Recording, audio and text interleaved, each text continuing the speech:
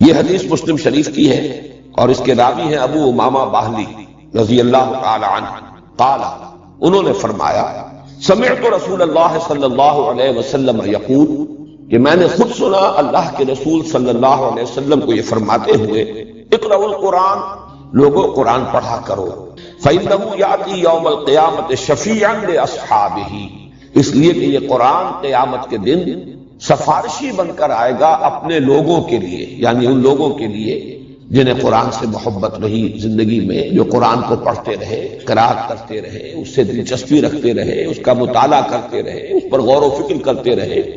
اصحاب، قرآن والے، قرآن کے لوگ۔ اقرأوا القرآن فإنه یأتی یوم القیامة شفیعا لأصحابہ۔ اس کے بعد اب آپ نے مزید یوں سمجھیے کہ یہ عام پر خاص کا اضافہ ہے۔ اقرأوا الزہراوین، خاص طور پر دو نہایت تابناک اور روشن صورتوں کی قرأت کیا کرو، پڑھا کرو دو نہایت تابناک اور روشن صورتوں کو، البقرہ و آل عمران۔ وہ زہراوین کیا ہے؟ البقرہ اور آل عمران۔ یہاں گویا کہ معین کر دیا حضور صلی اللہ علیہ وسلم نے ان دونوں صورتوں کے لیے ایک عنوان، نہایت تابناک صورتیں۔ فإنہما تأتیان یوم القیامۃ، اس لیے کہ یہ دونوں صورتیں قیامت کے روز ظاہر ہوں گی، آئیں گی قیامت کے دن۔ اب یہاں وہ الفاظ آ رہے ہیں جو میں نے ابھی آپ کو سنائے، کأنہما غمامتان، جیسے کہ وہ دو بدلیے ہو۔ غمامہ کہتے ہیں بدلی، ابر کی کیفیت، دو بدلیوں کی صورت میں ظاہر ہوگی۔ او غیایتان، یہ لفظ بھی اسی کے لیے ہے۔ او کأنہما فرقان من طیر صواف، یا یہ پرندوں کی دو ٹکڑیاں ہوں گی، تو حاجان عن صاحبہما، اور یہ دونوں جھگڑیں گی، محاجہ کریں گے۔ محاجہ یہ ہوتا ہے کسی کی طرف سے مدافعت کرنے میں تکرار کر کے بات کرنا، دلیل پر دلیل دینا۔ تو جو بھی ان دونوں صورتوں سے خصوصی شغف رکھنے والے لوگ ہوں گے، وہ لوگ کہ جو ان دونوں صورتوں کو پڑھنے والے ہوں گے، ان سے محبت کرنے والے ہوں گے، صاحب ہما، ان دونوں سے تعلق رکھنے والے لوگ، ان کی طرف سے وہ جھگڑیں گے، وہ ان کی سفارش کریں گے۔ تو اس میں غمامتان، غیایتان، فرقان، یہ الفاظ اور زہراوین، یہ الفاظ جو ہیں اس حدیث کے اندر آ گئے ہیں۔ یہ تو ہے مسلم شریف کی روایت، اور ایک اس میں جو دوسری روایت آئی ہے اس میں الفاظ یہ آئے ہیں۔ یہ روایت جو ہے یہ بھی مسلم شریف کی ہے، حضرت نواس بن سمعان رضی اللہ تعالی عنہ سے قال سمعت رسول اللہ صلی اللہ علیہ وسلم یقول، وہ بھی فرماتے ہیں کہ میں نے خود سنا اللہ کے رسول صلی اللہ علیہ وسلم کو یہ فرماتے ہوئے، توطا یوم القیامت بالقرآن واہلہ، لائے جائیں گے قیامت کے دن قرآن بھی اور قرآن والے بھی، قرآن سے دلچسپی رکھنے والے، اللہ تعالی ہمیں ان میں شامل فرمائے۔ الذین کانوا یعملون بہ فی الدنیا، یعنی وہ لوگ جو اس پر عمل کرتے تھے دنیا میں، یعنی صاحب قرآن صرف پڑھنے کے معنی میں نہیں، صرف محبت کے معنی میں نہیں، الذین یعملون بہ فی الدنیا، دنیا میں جو اس پر عمل کرتے تھے قرآن پر، ان کو لایا جائے گا۔ تقدمہ سورۃ البقرہ و آل عمران، اور آگے آگے چل رہی ہوگی قرآن مجید، جب لایا جائے گا تو آگے آگے ان میں سورہ بقرہ اور سورہ آل عمران ہوگی۔ وَضَرَبَ لَهُمَا رسول اللہ صلی اللہ علیہ وسلم ثلاثۃ امثال ما نسیتهن بعد۔ اس کے بعد راوی کہتے ہیں حضرت نواس بن سمعان رضی اللہ تعالی عنہ کہ اس کے بعد حضور نے ان دونوں صورتوں کے لیے کچھ تشبیہیں بیان کی کہ جن کو میں بھول نہیں سکا، یعنی اس قدر خوبصورت تشبیہیں حضور نے دی۔ وہ تشبیہ کیا ہے؟ کانہما غمامتان او ظلتان سوداوان بینہما شرق، یہ دونوں صورتیں ایسے ظاہر ہوں گی قیامت کے دن جیسے کہ دو بدلیاں ہیں، دو بادل ہیں، اور وہ سیاہ رنگ کی ہیں، یعنی سایہ کر رہی ہوں گی اپنے پڑھنے والے اور محبت کرنے والے ہیں ان پر۔ ان کے درمیان ایک روشنی بھی ہوگی، دو بدلیاں اسی طرح ظاہر ہوں گی، اگر وہ ملی ہوئی ہوں اور ان کے درمیان کوئی خلا نہ ہو جس میں روشنی آ رہی ہو تو وہ دو علیحدہ نہیں ہوں گی۔ گویا کہ ان کے اندر معنوی اعتبار سے تسلسل بھی ہے، لیکن یہ کہ دو صورتیں علیحدہ ہیں، سورہ بقرہ علیحدہ ہے، سورہ آل عمران ہے۔ او کأنہما خرقان من طیر صواف، یا ایسے حضور نے تشبیہ دی کہ جیسے کبھی کبھی پرندوں کے جب جھنڈ کے جھنڈ آتے ہیں تو وہ اتنا، اگر وہ جھنڈ جو ہے وہ گہرا ہے کہ پھر وہ سائے اس کی وجہ سے ہو جاتا ہے اور وہ دھوپ کو روک لیتے ہیں اور سورج کو ڈھانپ لیتے ہیں، تو وہ گویا کہ اڑنے والے اور پروں کو پھیلانے ہوئے پرندوں کی ٹکڑیوں کے مانند ہوگی۔ تو حاجان عن صاحبہما، اور یہ محاجہ کریں گی، سفارش کریں گی، جھگڑا کریں گی اپنے لوگوں کے بارے میں، ان کی طرف سے مدافعت کریں گی، ان کی وکالت کریں گی۔ یہ تو مسلم شریف کی روایت ہے، لیکن ترمذی میں اسی روایت کے جو الفاظ آئے ہیں، مَا نَسِیتُهُنَّ، وہ تین تمثیلیں جو حضور نے بیان فرمائی، جن کے بارے میں راوی کہتے ہیں حضرت نواس بن سمعان کہ میں ان کو بھول نہیں سکا، تو اس کی جو تشریح آئی ہے ترمذی کی روایت میں، قال یاتیان کانہما غیایتان بینہما شرق او کانہما غمامتان سوداوان او کانہما ذلتان من طیر صواف، دو بدلیاں یا دو ٹکڑیاں پرندوں کے دو جھنڈ ہوں گے، تجادلان عن صاحبہما، اور وہ مجادلہ کریں گی، محاجہ کریں گی، مجادلہ کریں گی، جھگڑیں گی، مدافعت کریں گی اپنے لوگوں کی طرف سے۔ تو ان دو روایات، بلکہ میں نے تین روایات آپ کو سنائی ہیں، اس لیے کہ ایک روایت تو حضرت ابو امامہ باہلی سے ہے، دوسری روایت جو ہے وہ مسلم شریف میں بھی ہے، اگرچہ راوی ایک ہی ہے حضرت نواس بن سمعان، لیکن مسلم شریف میں اس کے الفاظ قدر مختلف ہیں، اور ترمذی میں جو الفاظ آئے ہیں ان میں تھوڑا سا فرق ہے۔ ان سے ان دونوں صورتوں کی فضیلت بھی ظاہر ہوئی، اور نمبر دو یہ کہ ان کا جوڑا ہونا ثابت ہو گیا، اس لیے کہ ان دونوں کو بریکٹ کیا ہے حضور صلی اللہ علیہ وسلم نے ایک نام سے، جیسے میں نے اس سے پہلے کئی مرتبہ عرض کیا ہے کہ آخری دو صورتیں ان کے لیے تو ایک نام ایسا ہے کہ جو ہر شخص جانتا ہے، سورۃ الفلق اور سورۃ الناس معوذتین، یہ دو نام جو ہے ہر شخص جانتا ہے، دو صورتیں ہیں لیکن دونوں کا مضمون ایک ہے، اس لیے انہیں معوذتین کہا جاتا ہے۔ لیکن اس کے بارے میں یہ لفظ جو ہے زیادہ عام نہیں ہے، حالانکہ حضور صلی اللہ علیہ وسلم نے کس اہتمام کے ساتھ ان دونوں صورتوں کو بھی اسی طریقے سے ایک جوڑا قرار دیا ہے۔ اب جو اس کے وجوہ ہیں اور جو مظہر ہیں جوڑے ہونے کے، نسبت زوجیت کے، اب ان پر ہم نگاہ ڈال لیں۔ میں نے کئی مرتبہ عرض کیا ہے کہ یہ جو زوجیت ہے یا جوڑے ہونے کی نسبت ہے قرآن حکیم کی صورتوں میں، اس کے دو پہلو ہوں گے، بعض اعتبارات سے مشابہت بہت نمایاں ہوگی، اور بعض اعتبارات سے ایک ریسیپروکل نسبت ہوگی، عکسی نسبت ہوگی، یا ہم یوں کہہ سکتے ہیں کہ تکمیلی نسبت ہوگی، کہ دونوں چیزیں مل کر ایک مضمون کو مکمل کر رہی ہوں، یا ایک مضمون کا ایک رخ ادھر آ گیا ہو اور ایک رخ اسی کا دوسری صورت میں آ گیا ہو۔ تو زوجین میں یہ دونوں چیزیں لازم ہیں، جیسے کہ ہم جانتے ہیں حیوانات کے اندر ایک نوع جو ہے اس کی جو دو جنسیں ہوں گی وہ ایک دوسرے سے بہت مشابہ ہوں گی، شیر اور شیر، ظاہر بات ہے کہ وہ ان کا اپنی ایک مشابہت ہے، 99% تو ان کے مشابہت کی شکل نظر آئے گی، بیل اور گائے، لیکن یہ کہ آپ کو معلوم ہے کہ کچھ بعض اعتبارات سے ان کا جسمانی نظام ایسا بنایا گیا ہے کہ وہ ایک مقصد کی تکمیل کرتے ہیں۔ فرق ہے، لیکن وہ فرق ایسا نہیں ہے کہ جس کے مابین کوئی وحدت مقصد موجود نہ ہو، مقصد ایک ہے۔ اسی طریقے سے صورتوں میں جب آپ نسبت زوجیت کو تلاش کریں تو دو پہلو دیکھنے ہوں گے کہ ایک تو مشابہت کے پہلو کون سے، وہ نمایاں ہونے چاہیے، پھر کن اعتبارات سے یہ کمپلیمنٹری ہے، کن اعتبارات سے یہ مل کر کسی مضمون کی تکمیل کرتی ہے، وہ کون سے پہلو ہیں کہ جن میں سے کوئی ایک رخ جو ہے وہ ایک صورت میں آ گیا ہو اور دوسرا رخ دوسری صورت میں آ گیا ہو۔ ظاہر بات ہے یہ چیزیں تو تفصیل سے آئیں گی، ورنہ تو یہ خود بڑا لمبا موضوع اس وقت ہو جائے گا، تفصیل سے یہ چیزیں آئیں گی بعد میں جب کہ ہم ان صورتوں کا مطالعہ کریں گے۔ اس وقت یہ کہ تین چار چیزیں نوٹ کر لیجئے دونوں اعتبارات سے۔ جہاں تک مشابہت ہے، ایک بات تو بہت نمایاں جو میں پہلے عرض کر چکا کہ سورہ بقرہ بھی شروع ہو رہی ہے الف لام میم حروف مقطعات سے، اور سورہ آل عمران بھی شروع ہو رہی ہے الف لام میم حروف مقطعات سے۔ اس کے بعد آپ کو 20ویں پارے میں جا کر، 19ویں اور 20ویں پارے میں جا کر جو ہے یہ صورتیں چار ملیں گی، وہ چاروں مکی صورتیں ہیں جن کا آغاز ہوتا ہے الف لام میم سے۔ سورہ عنکبوت ہے، پھر سورہ روم ہے، سورہ لقمان ہے، سورہ سجدہ ہے، وہ چار صورتیں، ورنہ یہ کہ یہ شروع میں دو صورتیں ہیں اور یہ دونوں مدنی صورتیں ہیں، وہ چاروں صورتیں وہ مکی صورتیں ہیں۔ مدنی صورتوں میں یہ دو صورتیں ہیں کہ جو حروف مقطعات سے شروع ہوئی الف لام میم سے۔ دوسری مشابہت یہ کہ ان دونوں کے آغاز میں قرآن حکیم کی عظمت کی طرف خصوصی اشارہ۔ آپ دیکھ لیں الف لام میم ذالک الکتاب لا ریب فیہ ھدی للمتقین، فوراً الف لام حروف مقطعات کے بعد، الف لام میم کے بعد قرآن مجید کی عظمت اور اس کے ہدایت ہونے کی طرف اشارہ۔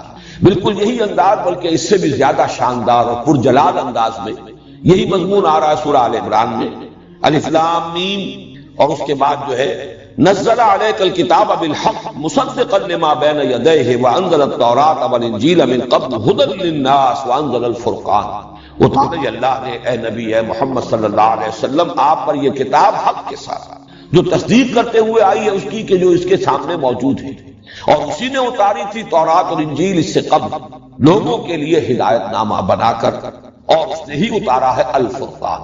تو یہ بھی مشابہت کا ایک پہلو ہے۔ تیسرا بہت نمایاں پہلو مشابہت کا جو ہے وہ اختتام پر آتا ہے۔ سورہ بقرہ کی، اور یہ بھی چیزیں وہ ہیں کہ جو عام طور پر میں سمجھتا ہوں، توقع رکھتا ہوں کہ اکثر حضرات کے سامنے ہوگی، صرف اس وقت اشارہ کر دینا کافی ہے۔ سورہ بقرہ کے اختتام پر بھی ایک دعا آئی ہے نہایت عظیم، ربنا لا تؤاخذنا ان نسینا او اخطانا ربنا ولا تحمل علينا اصرا كما حملته على الذين من قبلنا ربنا ولا تحملنا ما لا طاقة لنا به واعف عنا واغفر لنا وارحمنا۔ اب یہ نہایت عظیم دعا ہے۔ اسی طریقے سے تھوڑا سا فرق ہے، 4 آیتیں پہلے، 5 آیتیں پہلے سورہ آل عمران کے اختتام پر 5 آیتیں قبل اگر دیکھیں گے تو ایک عظیم دعا ہے جو کئی آیات پر مشتمل ہے۔ ربنا ما خلقت هذا باطلا سبحانك فقنا عذاب النار ربنا انك من تدخل النار فقد اخزيته وما للظالمين من انصار ربنا اننا سمعنا مناديا ينادي للايمان ان امنوا بربكم فآمنا ربنا فاغفر لنا ذنوبنا وكفر عنا سيئاتنا وتوفنا مع الابرار ربنا وآتنا ما وعدتنا على رسلك ولا تخزنا يوم القيامة انك لا تخلف الميعاد۔ دونوں آیتیں ویسے اگر آپ دیکھیں گے تو حجم کے اعتبار سے یہ دونوں دعائیں تقریباً برابر ہیں، اگرچہ یہ کہ سورہ بقرہ کی وہ ایک ہی آیت ہے اور یہاں متعدد آیات ہیں، لیکن حجم کے اعتبار سے زیادہ فرق نہیں ہے۔ نہایت جامع، نہایت عظیم یہ آیات یہ ہیں، دعائیں ہیں کہ جن پر سورہ بقرہ بھی ختم ہو رہی ہے، سورہ آل عمران ختم ہو رہی ہے۔ تو مشابہت کے پہلو سے میں سمجھتا ہوں کہ صرف ان 3 چیزوں کو صاف سامنے رکھیے۔ اب جو مقاسمت کا یہ تقسیم جو ہے کہ ایک ہی مضمون کے، ایک ہی شے کے 2 رخ، 2 پہلو ہو، اور وہ ان میں تقسیم ہو گئی ہو کہ ایک پہلو آ رہا ہو ایک صورت میں، دوسرا پہلو جو ہے اس پر بحث ہوئی ہے دوسری صورت میں، اس کو نوٹ کر لیجئے 4۔ سب سے نمایاں بات تو یہ جو میں پہلے عرض کر چکا ہوں کہ سورہ بقرہ میں نہایت مفصل گفتگو ہوئی ہے، دعوت بھی دی گئی، اتمام حجت بھی کیا گیا، اور جس کو کہتے ہیں کہ قرارداد جرم بھی ان پر، فرد قرارداد جرم وہ بھی عائد کر دی گئی، فرد جرم وہ ہے یہود، بنی اسرائیل، یہود سے خطاب کر یا بنی اسرائیل اذکروا نعمتی التي انعمت علیکم۔ لیکن سورہ آل عمران میں یہی معاملہ نصارہ کے ساتھ ہے۔ ان کی سب سے بڑی گمراہی تثلیث کا عقیدہ، الوہیت مسیح علیہ السلام کا عقیدہ، تو اس میں آپ دیکھیں گے کہ بڑی تفصیل کے ساتھ اس عقیدے کی نفی کی گئی ہے۔ تو یہ گویا کہ اب یہ دونوں مل کر ایک مضمون کی تکمیل کر رہے ہیں، دعوت اور اتمام حجت یہود پر سورہ بقرہ میں اور نصارہ پر سورہ آل عمران میں۔ اسی طریقے سے انفاق مال یا جہاد بالمال، اس پر جامع ترین مقام، نہایت مفصل مقام، نہایت تاکیدی حکم یہ سورہ بقرہ میں ہے۔ اور قتال، جہاد بالنفس، جانیں ہتھیلی پر لے کر میدان میں آ جانا، یہ ہے کہ جس کا بڑی زیادہ شرح و بسط کے ساتھ یہ مضمون آیا ہے یہ سورہ آل عمران میں۔ آپ کو معلوم ہے کہ یہ قرآن حکیم کے اندر جہاد کا لفظ جہاں بھی آتا ہے بالمال والنفس، جاہدوا فی سبیل اللہ باموالکم وانفسکم، جہاد بالمال یہ ہے اللہ کی راہ میں، اللہ کے دین کے لیے، اس کے غلبے کے لیے، اس کی دعوت کے لیے مال خرچ کرنا، اور جان لگا دینا، قتال اس کی بلند ترین شکل ہے کہ نقد جان ہتھیلی پر رکھ کر ایک شخص میدان میں آ گیا ہے، اپنی جان نثار کرنے کے لیے تیار ہے۔ تو یہ گویا کہ ایک ہی مضمون، جیسے وہ مضمون ایک تھا اتمام حجت اور دعوت اہل کتاب کو، 2 حصوں میں تقسیم ہو گیا، یہود سورہ بقرہ میں، نصارہ سورہ آل عمران میں، جہاد فی سبیل اللہ، جہاد بالمال سورہ بقرہ میں، اور جہاد بالنفس اور قتال فی سبیل اللہ یہ سورہ آل عمران میں۔ اسی طرح یہ ذرا ایک لطیف بات ہے، سورہ بقرہ میں زیادہ زور اور زیادہ ایمفیسس ایمان پر ہے، جبکہ سورہ آل عمران میں آپ دیکھیں گے زیادہ زور، زیادہ ایمفیسس اسلام پر ہے۔ اب یہ بھی حقیقت کے اعتبار سے ایک ہی شے ہے، ایمان ایک باطنی کیفیت ہے، یقین کی ایک کیفیت ہے، وہ دل کے اندر ہے، وہ باطن میں ہے انسان کے، اور اسلام اسی کا ظہور خارجی ہے۔ انسان کے عمل میں جو روش ہوگی اس ایمان کی بنیاد پر، اس کا نام اسلام ہے۔ لیکن یہ کہ فی الحال یہ بھی اپنی جگہ حقیقت ہے کہ یہ دونوں علیحدہ علیحدہ ہیں، ان کو بالکل ایک شے بھی نہیں کہا جا سکتا، جیسے کہ سورہ حجرات میں ہے قالت الاعراب آمنا قل لم تؤمنوا ولكن قولوا اسلمنا ولما يدخل الايمان في قلوبكم۔ یہ بدو کہہ رہے ہیں، دعویٰ کر رہے ہیں، مدعی ہیں کہ ہم ایمان لے آئے، نبی سے کہہ دیجئے تم ایمان ہرگز نہیں لائے، بلکہ یوں کہو کہ ہم اسلام لے آئے۔ ابھی تک ایمان تمہارے دلوں میں داخل نہیں ہوا۔ تو آپ دیکھیں گے کہ سورہ بقرہ میں شروع میں بھی یؤمنون بالغیب الذین یقیمون الصلاۃ ومما رزقناہم ينفقون والذین یؤمنون بما انزل الیک وما انزل من قبلک وبالآخرۃ هم یوقنون۔ پھر 21ویں رکوع میں جا کر بالکل وسط میں پھر لیس البر ان تولوا وجوہکم قبل المشرق والمغرب ولکن البر من آمن باللہ والیوم الآخر والملائکۃ والکتاب والنبیین۔ پھر آخر میں آمن الرسول بما انزل الیہ من ربہ والمؤمنون کل آمن باللہ وملائکتہ وکتبہ ورسلہ۔ اب یہ آپ اندازہ دیکھیے کہ ابتدا، انتہا اور درمیان میں یہ تینوں جگہ پر ایمان کے بارے میں اہمیت کے ساتھ گفتگو ہو رہی ہے۔ اسلام کے بارے میں آپ کو یہی انداز نظر آئے گا سورہ آل عمران، ان الدین عند اللہ الاسلام، اور آگے چل کر ومن یبتغ غیر الاسلام دینا فلن یقبل منہ۔ وہاں اسلام پر زیادہ ایمفیسس ہے، یہاں ایمان پر زیادہ ہے۔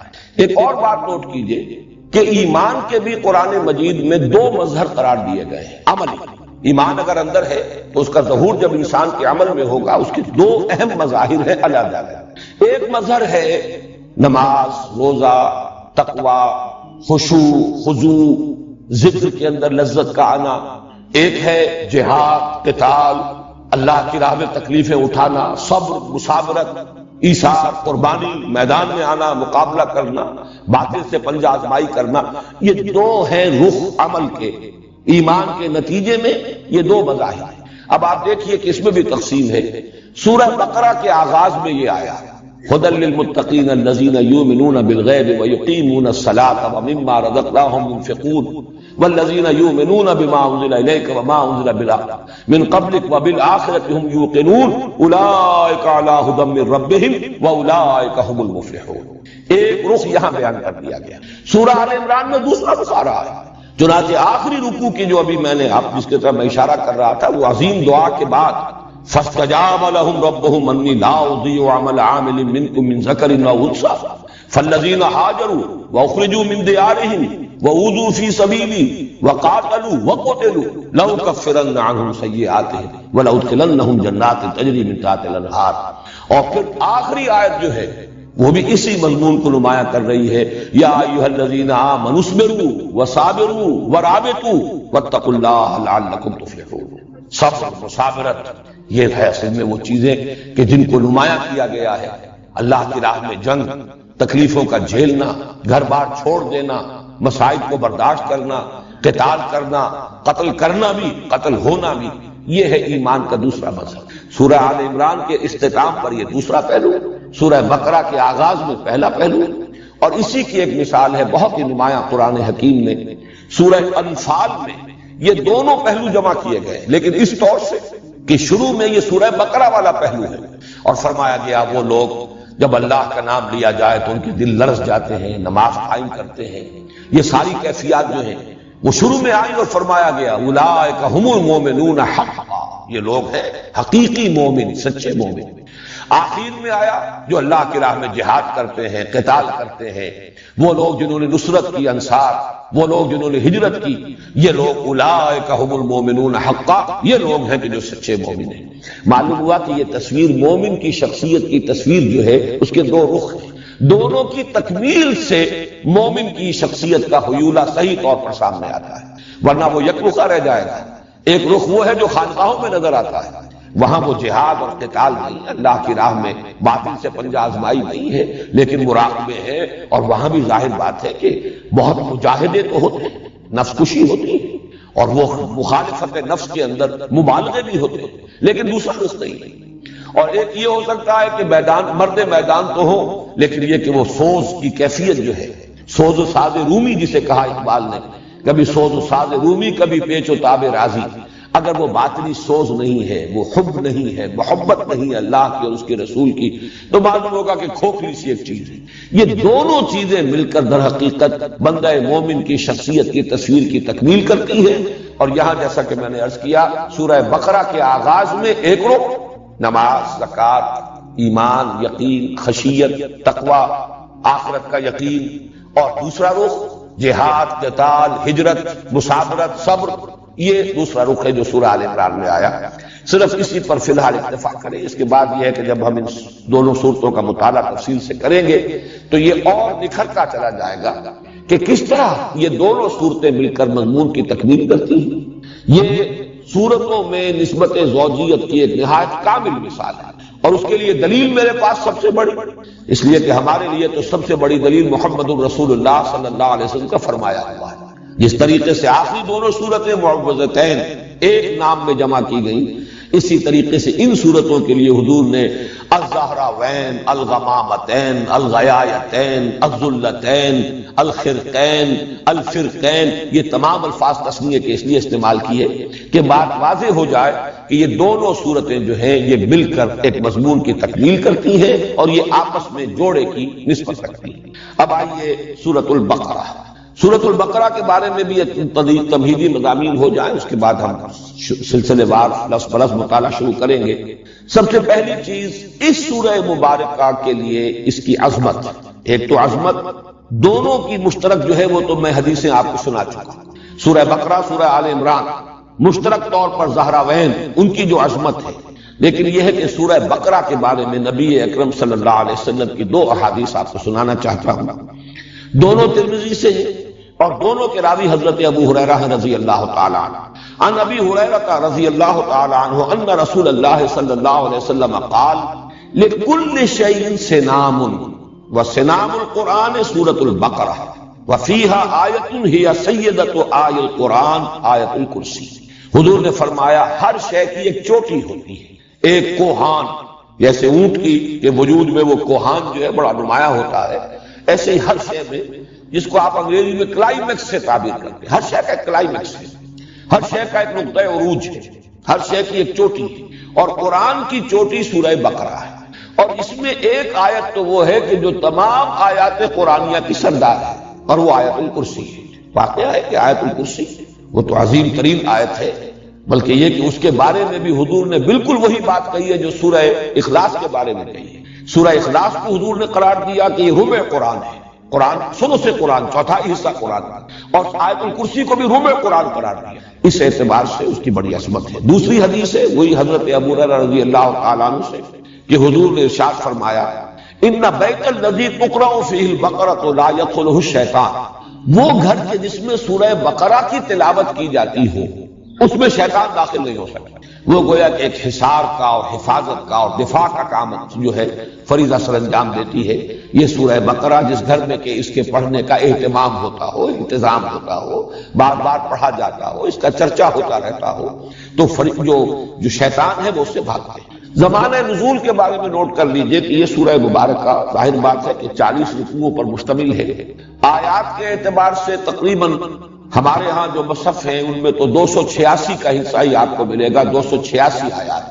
البتہ مختلف قراءتوں کے اعتبار سے ایک ایک کا فرق ہے. بعض حضرات کے نزدیک 285 آیات شمار میں آتی ہے اس کی، اور بعض کے نزدیک جو ہے 287 بھی ہے، لیکن یہ کہ تقریباً اجماع جو ہے وہ 286 کی عدد پر ہے. لیکن وہ صرف گنتی کا فرق ہے، یہ نہیں ہے کہ کسی آیت کے بارے میں اختلاف ہو کہ وہ قرآن کا حصہ ہے یا نہیں. کہیں کسی جگہ پر ایک گنتی ہو جاتی ہے آیت کی اور کسی جگہ پر نہیں ہوتی. یہ سورہ فاتحہ میں بھی میں بیان کر چکا ہوں.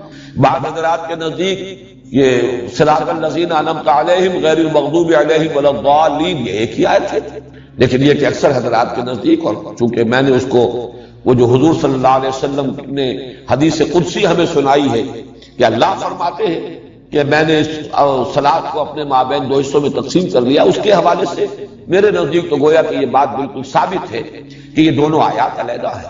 صراط الذین انعمت علیہم علیحدہ آیت ہے، غیر المغضوب علیہم ولا الضالین علیحدہ آیت ہے. اس وقت صرف حوالہ دے رہا ہوں کہ متن میں کوئی فرق نہیں ہے، الفاظ میں کوئی کمی بیشی نہیں ہے، صرف یہ کہ گنتی کے اعتبار سے تقریباً اجماع ہے کہ سورہ بقرہ کی آیات 286 ہیں، لیکن بعض قراء جو ہے اسے 285 شمار کرتے ہیں، بعض کے نزدیک 287. اب اتنی طویل صورت یہ اس پر اجماع ہے کہ یہ بیک وقت نازل نہیں ہوئی. بعض طویل صورتیں بھی ایسی ہیں جن کے بارے میں روایات سے معلوم ہوتا ہے کہ بیک وقت نازل ہوئی. مثلا سورہ انعام اگرچہ وہ بڑی طویل صورت ہے، 20 رکوع اس کے ہیں، ویسے یہ کہ اس سے اس اعتبار سے اگر رکوع کی تعداد دیکھی جائے تو نصف ہے، اس سے کم نہیں ہے۔ اس کے بارے میں روایات ہے کہ وہ بیک وقت نازل ہوئی ہے، اور حضرت جبرائیل علیہ السلام جب اسے لے کر نازل ہوئے ہیں تو 70,000 فرشتے ان کے جلو میں تھے۔ یہ اس کی خاص شان ہے۔ جب سورہ انعام ہم پڑھیں گے تو انشاءاللہ پھر اس کی فضیلت کے ضمن میں جو روایات آئی ہیں وہ میں آپ کو سناؤں گا۔ یہ جو صورت ہے یہ ایک وقت میں نازل نہیں ہوئی، البتہ تقریباً اس پر اجماع ہے کہ ہجرت کے متصلاً بعد، ہجرت کے فوراً بعد سے شروع ہو کر اور غزوہ بدر سے پہلے تک جو قرآن حکیم کی آیات نازل ہوئی ان سب کو حضور صلی اللہ علیہ وسلم نے اس سورہ مبارکہ کی شکل میں جمع کرایا۔ یہ وقتاً فوقتاً، یہ تقریباً آپ سمجھیے کہ 2 سال کا وقفہ بنتا ہے۔ اس عرصے کے دوران جو آیات نازل ہوتی رہی وقتاً فوقتاً، ان کو حضور فرما دیتے تھے کہ اس کو فلاں آیت کے بعد رکھو، اس کو فلاں آیت کے بعد وہاں رکھ لو۔ اس طریقے سے مرتب تو کروا دیا حضور نے، یہ مضامین میں تفصیل سے بیان کر چکا ہوں۔ قرآن مجید مرتب ہو گیا تھا حضور صلی اللہ علیہ وسلم کی اپنی زیر ہدایت، آپ کی اپنی حیات دنیاوی کے دوران۔ البتہ یہ کہ نازل تو ہوا ہے مختلف ترتیب سے، ترتیب نزولی اور ہے اور ترتیب مصحف اور ہے، اس میں کوئی شک نہیں۔ تو یہ تقریباً یوں سمجھیے کہ پورا یہ جو عرصہ ہے 2 سال سے کچھ کم کی مدت ہے، ہجرت کے بعد سے لے کر اور ہے اولہ آخرہ۔ تو میں یہ عرض کر رہا تھا کہ زمانہ نزول جو ہے سورہ بقرہ کا ہجرت کے فوراً بعد سے لے کر غزوہ بدر سے متصلاً قبل تک یہ زمانہ نزول کا ہے۔ البتہ جیسا کہ آگے چل کر میں واضح کروں گا، ایک سورہ مبارکہ اور ہے قرآن حکیم کی، سورہ محمد صلی اللہ علیہ وسلم۔ اندازہ یہ ہوتا ہے کہ غزوہ بدر سے قبل وہ سورت بھی نازل ہوئی ہے، بلکہ اس کا نام سورۃ القتال بھی ہے، گویا کہ اسی میں قتال کی فرضیت جو ہے وہ آئی ہے۔ اس اعتبار سے سورہ بقرہ اور ادھر وہ سورہ محمد صلی اللہ علیہ وسلم، ان دونوں کو جمع کر لیجئے تو قرآن مجید کا یہ حصہ وہ ہے کہ جو ہجرت کے بعد سے لے کر اور غزوہ بدر سے پہلے تک نازل ہوا۔ اس میں سورہ محمد کے بارے میں صلی اللہ علیہ وسلم بعد میں بات کر لیں گے، اس وقت جو ہے اس کو نوٹ کر لیجئے کہ اس سورہ مبارکہ کا زمانہ نزول یہی ہے۔ البتہ استثناءات ہیں، ان استثناءات میں سے 2 آیتیں تو وہ ہیں کہ جو سورہ بقرہ کے آخر میں، ان کو کہا جا سکتا ہے کہ مکیات ہیں، اس پہلو سے کہ ہجرت سے پہلے حضور کو یہ عطا ہو گئی، اور ان کی خصوصی شان یہ ہے کہ بقیہ قرآن تو آسمان سے زمین پر نازل ہوا ہے، حضور صلی اللہ علیہ وسلم ریسیو کیا ہے اس زمین پر جواب تھے۔ وہ 2 آیتیں آپ کو عطا کی گئی ہیں جبکہ شب معراج میں آپ خود آسمان پر تشریف لے گئے تھے۔ یہ امت کے لیے عظیم ترین تحفہ ہے جو اللہ تعالیٰ نے شب معراج میں حضور صلی اللہ علیہ وسلم کو عطا فرمایا ہے۔ وہ 2 آیتیں ہیں جو سورہ بقرہ کے آخر میں ہے، انہی میں وہ دعا بھی ہے جس کا میں نے تذکرہ کیا شروع میں، نہایت عظیم دعا۔ اس کے علاوہ کچھ آیات ایسی ہیں خاص طور پر کہ جو سود کی حرمت سے متعلق ہیں، ان کے بارے میں بالاجماع یہ ہمیں معلوم ہے کہ سن 9 میں نازل ہوئی۔ تو سن 9 ہجری خاصا فصل ہے، یہ سن 2 ہجری کے اندر غزوہ بدر ہو رہا ہے، تو اس اعتبار سے وہ آیات بھی بعد کی ہے، لیکن ان کو بھی مضمون کی مناسبت سے نبی اکرم صلی اللہ علیہ وسلم نے سورہ بقرہ میں شامل کیا ہے۔ اس طرح کی استثناءات شاید کوئی اور بھی لیکن شاذ کے درجے میں ہوگی، اور جیسا کہ آپ کو معلوم ہے کہ ایکسیپشنز پروو دی رول، تو بحیثیت مجموع یہ کہا جائے گا یہ سب سے پہلی مدنی صورت ہے، یعنی ہجرت کے بعد سے لے کر اور غزوہ بدر سے متصلاً قبل تک کا زمانہ اس کا زمانہ نزول ہے۔ اب اس سورہ مبارکہ کا جو تجزیہ ہے مضامین کا، یہ بھی اپنی جگہ پر بڑی اہمیت کا حامل ہے، اور پھر یہ کہ اگر اس کے حوالے سے اس کے مضامین کو ذہن نشین کرنے کی کوشش کی جائے تو اس میں بہت سہولت حاصل ہوتی ہے۔ اور جیسا کہ میں نے پہلے بھی عرض کیا تھا، یہ میں سمجھتا ہوں کہ اللہ تعالیٰ کا خصوصی فضل ہے کہ اس نے اس کے ضمن میں بعض ایسی تشبیہات کی طرف ذہن کو منتقل کر دیا، وہ میں آپ کے سامنے ابھی رکھوں گا، کہ اس کے حوالے سے اس مضمون کو یاد رکھنا، ذہن نشین کرنا، سمجھنا بہت آسان ہو جائے گا۔ ایک تو یہ کہ اس سورہ مبارکہ کے لیے میں نے ایک نام تجویز کیا ہے، سورۃ الامتین۔ یہ بھی تسنیہ کا صیغہ آ رہا ہے، یہ 2 امتوں کی سورت ہے، اور مجھے یہ جرأت اس وجہ سے ہوئی کہ جیسے کہ ہم وہ حدیث پڑھ چکے ہیں، قسمت الصلاۃ بینی و بین عبدی نصفین۔ اللہ تعالیٰ فرماتے ہیں کہ میں نے سورہ فاتحہ جو الصلاۃ ہے، اصل نماز ہے، اسے اپنے اور اپنے بندے کے مابین 2 برابر نصفین میں، 2 آدھے حصوں میں تقسیم کر دیا ہے۔ فنصفھا لی ونصفھا لعبدی ولعبدی ما سأل، اس کا آدھا حصہ میرے لیے ہے اور آدھا حصہ بندے کے لیے ہے، اور میں نے دیا بندے کو جو اس نے مجھ سے مانگا۔ اسی طرح میں عرض کر رہا ہوں کہ قسمہ اللہ نصفین، اس سورہ مبارکہ کو بھی اللہ تعالیٰ نے دو نصفوں میں تقسیم کر دیا ہے۔ اس کے نصف اول میں تمام تر خطاب ہے سابقہ امت مسلمہ، اس لیے امتین کہہ رہا ہوں میں، دو امتیں، یہ امتین ہیں المسلمتین، سورۃ الامتین المسلمتین، یہ دو مسلم امتوں کی صورت ہے۔ ایک سابقہ امت مسلمہ ہے، وہ ہے یہود، ان کی تو تاریخ جو ہے امت کے اعتبار سے بحیثیت امت مسلمہ شروع ہوتی ہے حضرت موسیٰ علیہ السلام سے اور ختم ہو گئی ہے پوٹینشلی حضرت مسیح علیہ السلام پر۔ حضرت مسیح، حضرت زکریا، یہ ہم عصر ہے تقریباً، حضرت یحییٰ علیہ السلام، ان پر گویا کہ ایک اعتبار سے اس امت کی تاریخ ختم ہو جاتی ہے۔ اگرچہ وہ امت ابھی تک ایک قوم کی حیثیت سے، ایک نسل کی حیثیت سے یہودی اب بھی ہے اور حضور صلی اللہ علیہ وسلم کے زمانے میں بھی موجود تھے، لیکن امت کے اعتبار سے ان کا دور جو ہے وہ در حقیقت 13 قبل مسیح سے شروع ہو کر 1300 برس جو ہے حضرت مسیح سے قبل حضرت مسیح پر آ کر جب انہوں نے حضرت مسیح کی دعوت کو ماننے سے نہ صرف انکار کیا بلکہ انہیں اپنے بس پڑتے سولی پر چڑھا دیا، اس اعتبار سے وہ اسی وقت معزول ہو چکے۔ لیکن یہ کہ ایک شے جس کا فیصلہ ہو جاتا ہے کسی موقع پر، اس کا ظہور ہوا ہے حضور صلی اللہ علیہ وسلم کی بعثت پر۔ وہ معزول کیے گئے حضور کی بعثت پر بالفعل بالقوہ معزول ہو چکے حضرت مسیح علیہ السلام ہی کی بعثت کے زمانے میں، جبکہ انہوں نے حضرت مسیح علیہ السلام سے دشمنی برتی اور انہیں اپنے حد تک سولی پر چڑھا کر رکھ دیا۔ دوسرا حصہ جو ہے اس سورہ مبارکہ کا وہ موجودہ امت مسلمہ ہے۔ اب ہماری تاریخ 1400 برس کی ہو گئی ہے اور میں نے ادھر عرض کیا ہے کہ 1300 قبل مسیح سے ان کی تاریخ شروع ہوئی تھی اور حضور صلی اللہ علیہ وسلم کی آمد پر گویا کہ اس سورہ مبارکہ میں ان کی معزولی کا اعلان ہو رہا ہے۔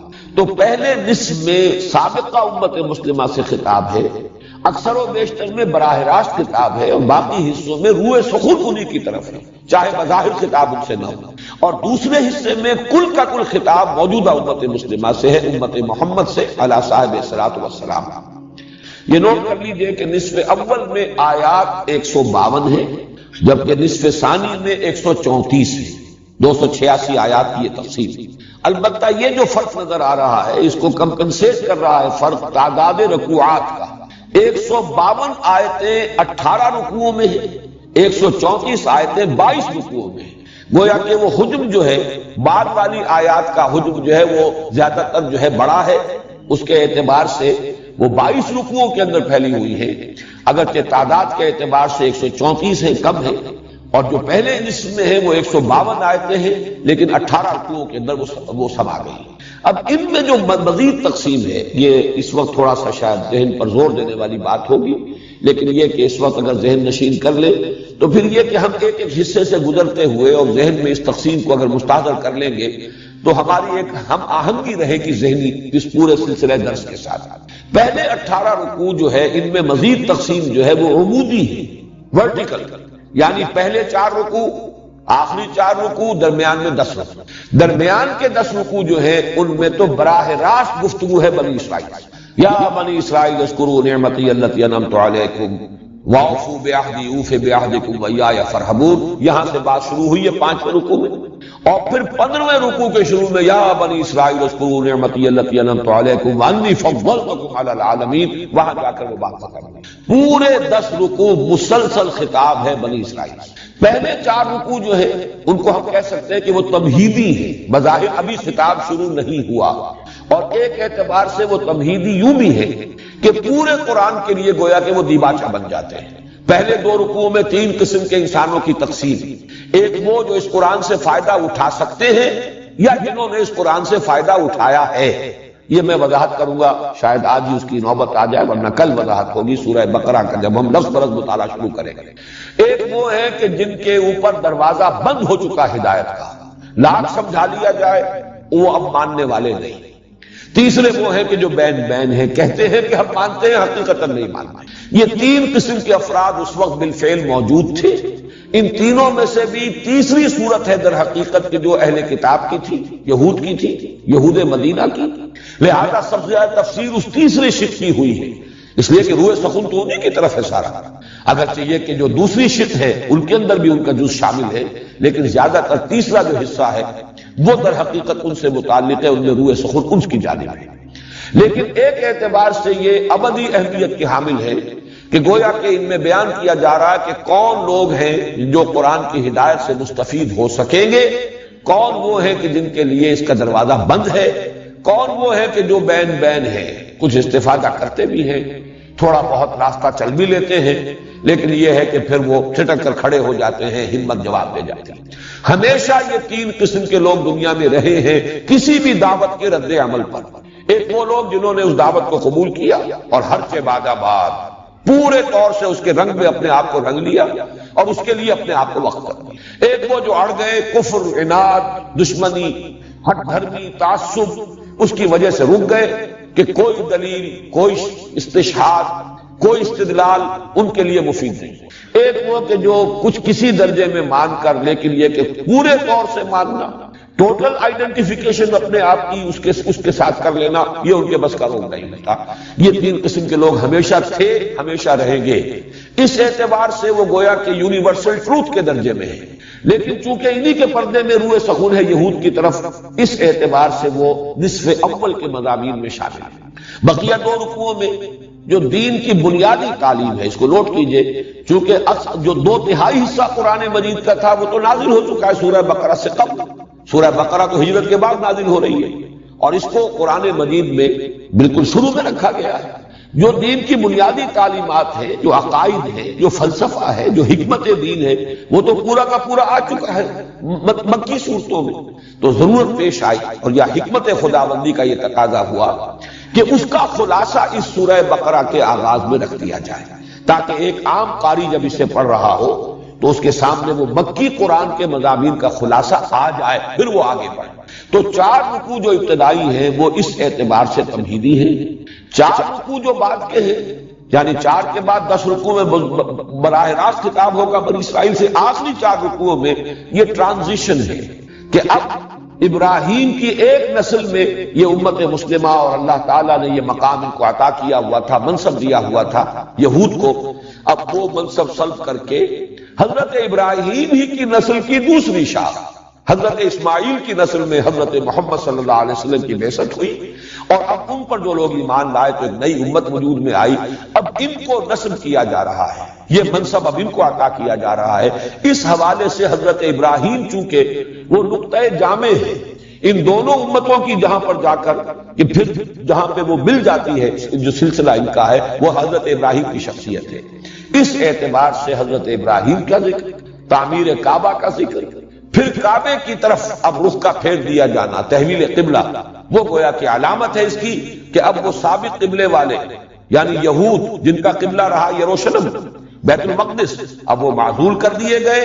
اب اس کعبے کے گرد ایک نئی امت محمد وجود میں آ گئی اور اس کا نصب عمل میں آ چکا، وہ اب اس منصب پر فائز کر گئی۔ یہ ہے 18 رکوع جو پہلے ہیں نصف اول کے، 4 تمہیدی، 10ویں خطاب بنی اسرائیل سے براہ راست، اور پھر 4 کے اندر وہ تحویل جو ہے کہ ایک کی معزولی کا اعلان اور دوسرے کے اس منصب پر فائز کرنے کا اعلان۔ اس کے بعد جو بقیہ ہے 22 رکوع، اب خطاب شروع ہوا براہ راست امت مسلمہ سے۔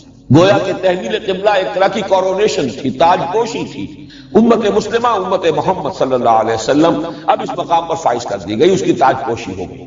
اب ان سے خطاب ہے، اس خطاب کے بارے میں وہ تشبیہ عرض کر رہا تھا کہ وہاں غور کیجئے تو مضامین جو ہے بظاہر، یہ لفظ مناسب نہیں ہے قرآن کے لیے، لیکن بظاہر کٹے پھٹے سے نظر آتے ہیں، یا یوں کہیے کہ بظاہر مضامین گڑبڑ نظر آتے ہیں۔ ابھی نماز کا ذکر ہو رہا تھا، ابھی کہیں جہاد کا ذکر شروع ہو گیا، ابھی کہیں کوئی اور بات آ گئی، تو بیچ میں کوئی تسلسل نہیں ہے۔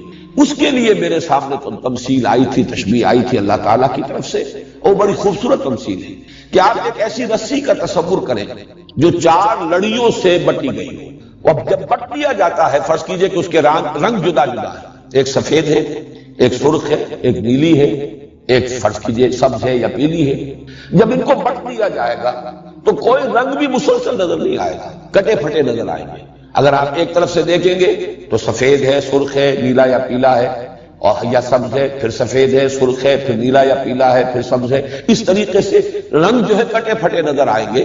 اگرچہ آپ اگر اس کو کھول دیں تو معلوم ہوگا کہ سبز لڑی بھی سیدھی ہے، مسلسل ہے، سفید ڈوری بھی مسلسل ہے، سیدھی ہے، نیلی بھی سیدھی ہے، سرخ بھی سیدھی ہے۔ اس اعتبار سے 4 لڑیاں ہیں جو باہم آپس میں بٹی ایک رسی کی شکل میں. ان کو بھی دو دو کے دو جوڑوں میں سمجھیے. ایک ہے احکام شریعت، یہ کرو یہ نہ کرو، اور ایک ہے جہاد فی سبیل اللہ. پھر پہلے کے بھی دو حصے ہیں، احکام شریعت میں عبادات اور معاملات ہیں، اور دوسری طرف جہاد میں انفاق یا جہاد بالمال بھی ہے، اور قتال جہاد بالنفس بھی. تو چار یہ جو ڈوریاں ہیں یا چار لڑیاں ہیں، ایک میں عبادات سے متعلق احکام، دوسرے معاملات انسانی سے متعلق احکام، تیسرے انفاق فی سبیل اللہ جہاد بالمال، چوتھے قتال فی سبیل اللہ یا جہاد بالنفس. ان چاروں لڑیوں کو اس طریقے سے بٹ دیا گیا ہے ایک رسی کی شکل میں کہ یہ چاروں مضامین ایک دوسرے کے بعد مختلف وقفوں سے آ رہے ہیں. بہرحال ان سب میں خطاب جو ہے وہ امت مسلمہ سے. اس اعتبار سے اب ان میں جو پولرائزیشن ہے یا ان میں جو تقسیم ہے چار مضامین کی، وہ ورٹیکل نہیں ہے، ہاریزونٹل ہے. وہ چار لڑیاں ہیں جو چل رہی ہیں مسلسل، اور وہ چار لڑیاں جو ہیں آپس میں بٹے ہونے کی وجہ سے بظاہر کٹی پھٹی نظر آتی ہیں. یہ ترتیب ہے سورہ بقرہ کے مضامین کا تجزیہ. 40 رکوع، 18 ادھر 22 ادھر. 18 میں خطاب امت مسلمہ سابقہ یہود سے، 22 میں خطاب امت مسلمہ موجودہ یعنی ہم مسلمانوں سے. پہلے 18 میں 10 درمیانی میں براہ راست خطاب یہود سے، 4 تمہیدی شروع میں، 4 تحویلی، امت سابقہ معزول، اور یہ امت نئی جو محمد رسول اللہ پر ایمان کی بنیاد پر وجود میں آئی، جس کا مرکز ہے، جس کا قبلہ ہے خانہ کعبہ، اب یہ اس مقام پر فائز کر دی گئی. بقیہ میں 22 رکوعوں میں 4 مضامین کی لڑیاں ہیں جو بٹی ہوئی ہیں، احکام عبادات سے متعلق، معاملات سے متعلق، اور جہاد بالمال اور جہاد بالنفس یا قتال فی سبیل اللہ. اب اس کے بعد آئیے ہم سورہ بقرہ کا آغاز کرتے ہیں، اور اس میں سب سے پہلے آ رہے ہیں حروف مقطعات الف لام میم. آج اگر اسی کے بارے میں ہم چند باتیں نوٹ کر لیں تو میں سمجھتا ہوں کہ آج کا قضا ہو جائے گا، اس سے آگے پھر انشاءاللہ کل چلیں گے. حروف مقطعات کے بارے میں چند باتیں تو وہ ہیں کہ جو بالکل قطعی ہیں، متفق علیہ، وہ پہلے نوٹ کر لیجئے. مقطعات انہیں کیوں کہا جاتا ہے؟ قطع کاٹا، قطع ٹکڑے ٹکڑے کر دیا. یہ قطع سے باب تفعیل ہے، تقطیع، قطع یقطع تقطیعا، ٹکڑے ٹکڑے کر دے. اس لیے کہا جاتا ہے کہ انہیں علیحدہ علیحدہ پڑھا جاتا ہے. لکھے ہوئے ہیں الف لام میم جڑے ہوئے، لیکن علم نہیں پڑھ سکتے اس کو. الف لام میم، ہے اور میم جڑے ہوئے لکھے ہوئے ملیں گے آپ کو قرآن میں، لیکن ہا میم علیحدہ علیحدہ پڑھے جائیں گے. یاسین، یاسین، طٰہٰ، الف لام را، کاف ہا یا عین صاد، علیحدہ علیحدہ. تو چونکہ انہیں علیحدہ علیحدہ پروناؤنس کیا جاتا ہے، اس لیے ان کو حروف مقطعات کہا جاتا ہے. ان کے بارے میں جو متفق علیہ باتیں ہیں، ان کا حتمی یقینی مفہوم و معنی کسی کو معلوم نہیں سوائے اللہ اور اس کے رسول صلی اللہ علیہ وسلم. قال و اقول بہت ہے، لوگوں نے رائے دی ہے، اپنا اپنا ذوق ہے، اپنے مزاج کی مناسبت سے باتیں کہی ہیں، لیکن اس پر تقریباً اتفاق ہے کہ ان کا یقینی حتمی مفہوم کسی کو معلوم نہیں. یہ ایک راز ہے اللہ اور اس کے رسول کے مابین. اسی اعتبار سے بعض حضرات نے کہا کہ یہ ایک طرح سے کوڈ ورڈز ہیں، جیسے کہ کسی میسج کو کمیونیکیٹ کرنے سے پہلے کوئی کوڈ ورڈز دیے جائیں، تو شاید حضور صلی اللہ علیہ وسلم کو پہلے یہ الفاظ پہلے جو ہے کمیونیکیٹ کیے گئے ہوں اور اس کے حوالے سے صورت نازل ہوئی ہے، تو یہ گویا کہ ایک سند کے درجے میں وہ الفاظ، وہ حروف جو ہیں اس کے ساتھ آئے ہیں. واللہ عالم، یہ بھی صرف ایک قیاس ہے، کنجکچر ہے، اس کے سوا کچھ نہیں. البتہ دوسری یقینی بات یہ ہے کہ حضور صلی اللہ علیہ وسلم سے ان کے معنی اور مفہوم کے ضمن میں مرفوعاً کوئی قول منقول نہیں. حضور نے نہیں بتایا کہ اس کے یہ معنی، اگر ہوتے تو یقیناً اس کے بعد ہمارے سب سر تسلیم خم ہوتا، ہم اس کو تسلیم کرتے، لیکن حضور نے ان کے معنی نہیں بتایا. اسی سے ضمنی طور پر ایک بات اور جو ذہن نشین کر لیجئے کہ عربوں کا ایک خاص مزاج تھا، وہ ہم یہاں سے انفر کر سکتے ہیں. وہ عمل کی طرف ان کا دھیان زیادہ تھا، توجہ زیادہ تھی. جن چیزوں کا کسی عمل سے تعلق نہ ہو اس کے بارے میں انہوں نے حضور سے سوال بھی نہیں. یہ تو ہمارا جو ایک انداز ہے خاص طور پر، اور یہ عجمی انداز، ایرانی ذہن، بلکہ پورا آریائی ذہن، یہ کہا جاتا ہے کہ سیمیٹک جو سامی نسلیں ہیں ان کے اور آریائی نسلوں کے مابین یہ بڑا فرق و تفاوت ہے مزاج کا. آریائی قوم جو ہے، اقوام جو ہے، اور آریائی نسلیں جو ہیں ایرینز، وہ بڑے منطقی لوگ، بال کی کھال نکالنے والے لوگ، وہ علمی کھود کریت کے اندر لگ جانے والے لوگ، اور سیمیٹکس جو ہے ان میں ان چیزوں سے زیادہ مناسبت نہیں بلکہ عمل کی طرف ہے، وہ زیادہ ایکشن اورینٹڈ ان کا مزاج ہے۔ تو یہ چیز واقعتاً ثابت ہوتی ہے کہ صحابہ کرام نے بہت کم سوالات کیے ہیں حضور سے صلی اللہ علیہ وسلم ان چیزوں کے بارے میں جن کا تعلق انسان کے عمل سے نہیں ہے، بلکہ وہ صرف کسی علمی نوعیت کی چیز ہو، جس کی ایک بڑی نمایاں مثال میں نے بارہا بیان کی ہے، اس حدیث میں سامنے آتی ہے جو حضرت علی سے مروی ہے، حضرت ترمذی کی روایت ہے۔ فرماتے ہیں کہ حضور نے ایک دفعہ ارشاد فرمایا انہا ستکون فتنۃ، ان قریب ایک بہت بڑا فتنہ رونما ہوگا۔ اب حضور نے تو یہ خبر دے دی۔ حضرت علی فرماتے ہیں کہ میں نے سوال کیا مل مخرج منہا یا رسول اللہ، اے اللہ کے رسول اس سے نکلنے کا راستہ کون سا ہوگا؟ اب یہی وہ فرق نمایاں ہو جاتا ہے۔ میں یہ کہا کرتا ہوں کہ اگر ہم ہوتے تو ہم پوچھتے وہ کب ہوگا، کیوں ہوگا، کدھر سے آئے گا، کیسے آئے گا، کس صورت میں آئے گا، کچھ نہیں۔ یہ سارے سوالات جو ہیں یہ علمی نوعیت، یہ معلوماتی نوعیت ہے، کب، کیوں، کیسے، کدھر سے، یہ سارے کچھ نہیں پوچھا۔ حضرت علی نے پوچھا وہ چیز جس کا تعلق عمل سے ہے، اس سے نجات کی راہ کون سی ہوگی؟ بس آپ نے فرمایا فتنہ ہوگا، ہمارے لیے کافی۔ اب عملی اہمیت جو ہے وہ اس سوال کی بل مخرج منہا یا رسول اللہ، اللہ کے رسول یہ بتائیے اس سے نکلنے کا راستہ کون سا؟ تو اس کے جواب میں جو حضور نے پھر ارشادات فرمائے ہیں وہ مدح قرآن اور قرآن مجید کی تعریف، اس کے اعتبار سے واقعہ یہ ہے کہ بہت بڑا خزانہ ہے، وہ فصاحت کا، بلاغت کا، ادبیت کا، اور پھر حکمت کا، علم کا، معرفت کا بہت بڑا خزانہ۔ بہرحال یہاں صرف یہ نقطہ بیان کرنا تھا کہ اس سے معلوم ہوتا ہے کہ صحابہ نے بھی پوچھا نہیں کے بارے میں کہ یہ الفاظ کیا ہے۔ البتہ چوتھی چیز جو اسی سے متعلق پھر نتیجہ نکلا وہ یہ ہے کہ یقیناً یہ کوئی معروف اسلوب تھا عرب کا، ورنہ کوئی نہ کوئی سوال تو کرتے، صحابہ سوال نہ کرتے، چلیے تعظیماً نہ کرتے، یا یہ کہ چونکہ عمل سے متعلق ہے نہیں ہے لہذا نہ کرتے، لیکن یہ کہ لوگ تو اعتراض کرتے کہ یہ کیا اسلام میں، یہ کیا حامیم کاف ہا یا عین صاد، کیا معنی اس کے؟ یہ تو بے معنی سی باتیں ہیں، اس کے تو کوئی مفہوم سمجھ میں نہیں آیا۔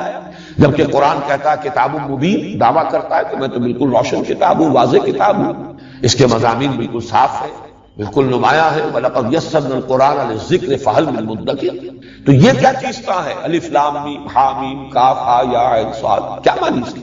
لیکن یہ بھی ثابت ہے کسی نے اعتراض نہیں کیا۔ اس کا مطلب یہ ہے کہ یہ ان کے ہاں معروف اسلوب تھا، ان کے ہاں خطیب شاید خطبہ دیتے ہوئے پہلے اس طرح کے حروف کوئی بول کر کوئی مناسبت بھی ہو سکتی ہے، وہ میں عرض کروں گا اس کے بارے میں کیا کیا مناسبتیں لوگوں نے اپنے جو بھی ذہن کی جو رسائی ہے اور جو بھی جولانی ہے فکر کی اس کے اعتبار سے بیان کیے ہیں۔ تو ہو سکتا ہے کہ اس زمانے میں یہ ایک معروف اسلوب ہو، اور اسی وجہ سے مشرکین نے، کفار نے، معاندین نے، دشمنوں نے کوئی اعتراض نہ کیا۔ حالانکہ جیسے کہ تیسرے رکوع میں چل کر آ جائے گا، بعض اعتراضات انہوں نے کی کہ یہ کیا ہے قرآن مجید میں مچھر کی تشبیہ دی جا رہی ہے، مچھر تو بڑی حقیر شے ہے، کہیں مکڑی کی تشبیہ دے دی گئی ہے۔ اس کا جواب دیا گیا کہ تشبیہ کا حسن تو اس میں ہوتا ہے کہ جس چیز کے لیے تشبیہ ہے اس کے ساتھ مناسبت ہے کہ نہیں ہے، نہ یہ کہ کوئی شے حقیر ہے۔ کسی حقیر شے کی تشبیہ دینی ہے تو حقیر شے سے دی جائے گی تاکہ اس کا جو حقیر ہونا ہے وہ پوری طریقے سے مبرہن ہو جائے، یہ جواب دیا گیا۔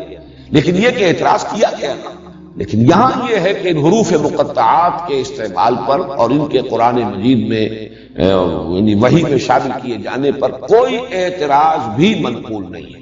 یہ چار چیزیں تو ہیں متفق علیہ، باقی جو چیزیں ہیں کہ کیا کیا اس کے معانی اور مفاہیم کے بارے میں آراء ظاہر کی گئی ہے، میں ان کو آپ کے سامنے رکھنے سے پہلے ذرا کچھ سٹیٹسٹکس ہیں، اعداد و شمار، یہ ذرا دلچسپ ہے۔ یہ تو میں نہیں کہتا کہ ان کے معانی اور مفاہیم پر ان سے کوئی روشنی پڑتی ہے، لیکن یہ ہے کہ یہ اگر سامنے ہو تو ہو سکتا ہے کہ یہ بھی ان چیزوں میں سے ہو حروف مقطعات جن کے حقائق شاید آئندہ چل کر روشن ہو جائے، جیسے کہ وہ آیت مبارکہ میں نے تعارف قرآن کے ضمن میں بار بار پڑھی تھی، سنریہم آیاتنا فی الآفاق وفی انفسہم حتی یتبین لہم انہ الحق، ہم اپنی نشانیاں واضح کریں گے، کھولتے رہیں گے اور دکھاتے رہیں گے ان کو آفاق میں بھی انفس میں بھی، یہاں تک کہ یہ بات واضح ہو جائے گی، ان پر مبرہن ہو جائے گی کہ یہ قرآن حق ہے۔ تو ہو سکتا ہے کہ ان حروف کے حوالے سے بھی کوئی حقیقت بعد میں ایسی سامنے آ جائے جس سے قرآن مجید کی حقانیت جو ہے اور مبرہن ہو جائے، اس کا امکان موجود ہے۔ لیکن یہ امکان اگر ہے تو اسی شکل میں کہ اس کے کچھ اعداد و شمار جو ہے، کچھ ڈیٹا جو ہے وہ سامنے رہے تاکہ غور کرنے والے غور کرتے رہے۔ اور اس حوالے سے بھی ایک بات کہی گئی ہے ماضی قریب میں، اس کا بھی میں تذکرہ بعد میں کروں گا، تو یہ اسٹیٹسٹکس جو ہے وہ ذرا نوٹ کر لیجئے، اور اس میں عربی زبان کی فقہ اللغہ کے اعتبار سے بھی بعض مضامین اہم ہیں۔